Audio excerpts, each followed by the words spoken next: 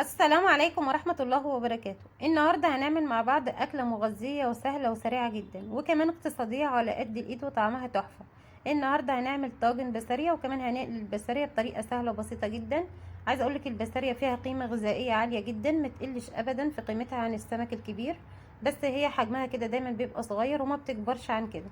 النهاردة إن شاء الله هنعملها بثلاث وصفات، التلاتة أحلى من بعض وإن شاء الله تجربيهم وهيعجبوكي جدا. اتمنى منك لو اول مره بتشوفي قناتي يا ريت تشوفي فيديوهاتي وتقيميها، ولو شايفاني بقدم محتوى هادف واستحق اللايك يا ريت تعملي لايك واشتراك في القناه وتفعيل زر الجرس عشان يوصلك مني كل جديد. ويلا بينا على الفيديو عشان نشوف الطريقه وكمان نشوف المقادير. اول حاجه عندي كيلو من البسارية، الكيلو كان سعره 15 جنيه، جبت كيلو. فغسلته غسله كويسه جدا الاول ونضفته، بس هنضف كام واحده كده مع بعض عشان تعرفي الطريقه. في ناس كتير جدا بتجيب البسله بتشطفها بس كده وتعملها زي ما هي، انا ما مش بحب الطريقه دي. بنضفها وبشيل الامعاء خالص.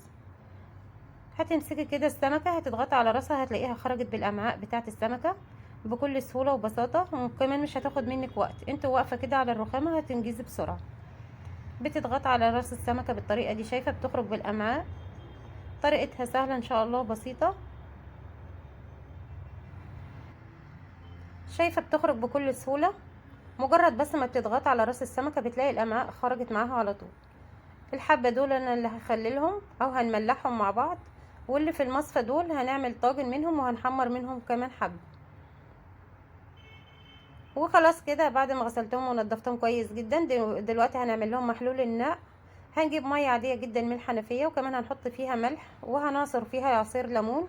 ما بحبش احط خل على البسارية لان السمكة بتاعتها بتبقى مهرية، فانت لو حطيتي خل هتتهري اكتر. عصير الليمون والملح كافي جدا ان يخلصك من الزفارة اللي فيها. هنحط القشر كمان وهندوب الملح، وهنحط البسارية وهنسيبها منقوعة لمدة 10 دقايق مش اكتر من كده.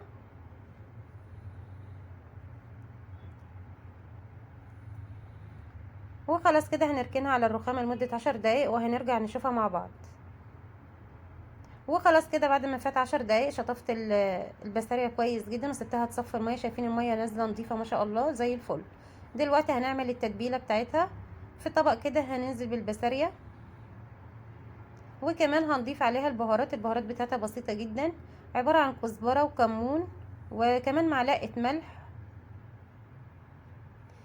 ده ملح وكمون، هنضيف كزبرة ومعلقة توم مفروم. ولو حابة تضيف عليها رشة بسيطة جدا من الفلفل الاسود براحتك، في ناس بتحب تضيف لها فلفل اسود وناس لا، بصراحة انا ما ضفتش. وكمان ضفت معلقتين من هريسة الشطة.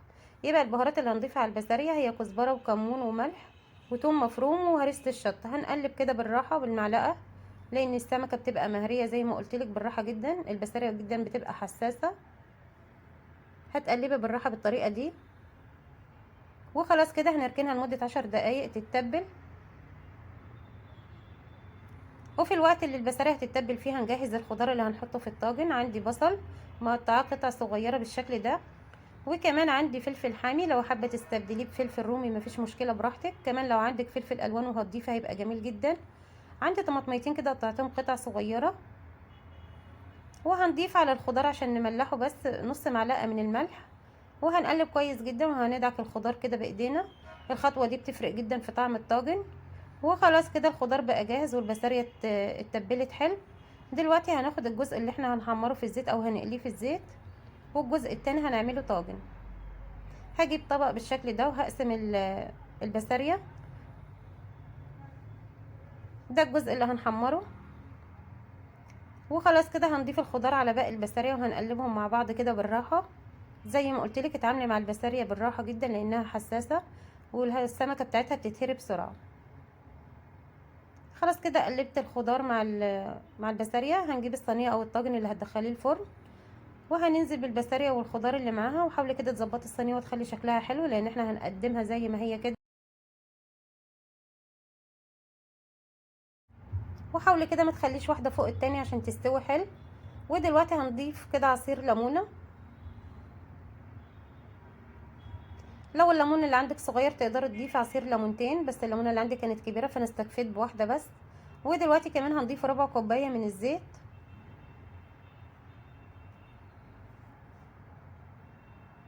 والخطوة الأخيرة هنزينها بشرائح من الليمون وكمان شرائح من الطماطم. ولو عندك فلفل ألوان زي ما قلتلك وعايزة تحطي براحتك هتديها شكل جميل. عايزة اقولك طعمها بيبقى تحفة بعد ما بتتشوي، الخضار ده كمان بعد ما بيتشوي بيبقى طعمه جميل جدا. ان شاء الله تجربي الطريقة دي وهتعجبك. وخلاص كده هدخلها الفرن، هتاخد حوالي 25 دقيقة. وعلى ما تخرج من الفرن هنكون حمرنا باقي البسارية. عندي طبق فيه دقيق ومعلقتين نشا وكمان نص معلقة من الكركم، هنقلبهم كويس جدا. وانا كنت هنا بقولك ضفت نص عصير ليمون على البسارية.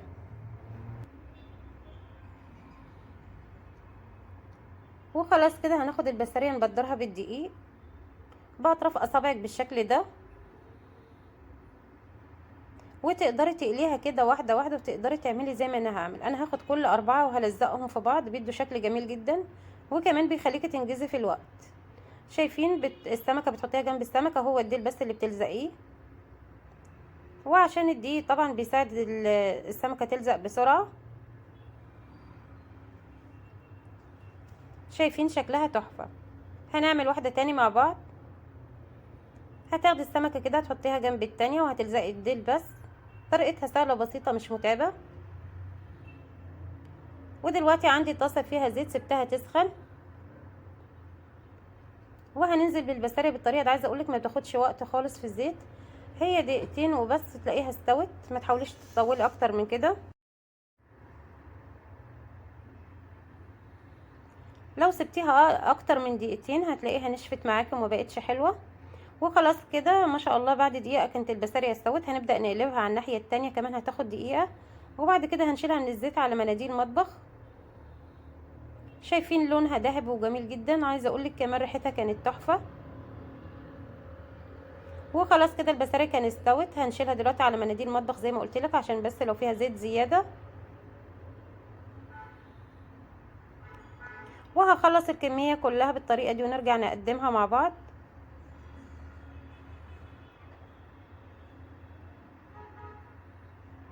شايفه لونها ما شاء الله ذهبي جميل جدا. وخلاص كده هخلص الكميه ونرجع نقدمها مع بعض. وكده كنت خلصت تحمير البسارية وكمان الطاجن طلع، وخللت الملوحة او ملحت البسارية. بس هينزل فيديو تاني لان الفيديو كان هيبقى طويل جدا لو نزلت ال3 وصفات مع بعض. شايفين شكلها ما شاء الله تحفة، مقرمشة من بره وطرية من جوه، كانت روعة جميلة جدا. وكمان خللت البسارية بس ان شاء الله هتنزل في فيديو تاني. وده شكل الطاجن. عايزه اقول لك ريحته كانت قلب الشقه قلب، ريحته جميله جدا. ان شاء الله تجربي طريقتي وان شاء الله هتعجبكم جدا. اتمنى ما تنسونيش في اللايك وشير وكومنت حلو منكم كده يشجعنا الاستمرار. واتمنى لو لسه ما اشتركتوش في القناه اشتركوا وفعلوا زر الجرس عشان يوصلكم مني كل جديد. واشوفكم في فيديو جديد. باي.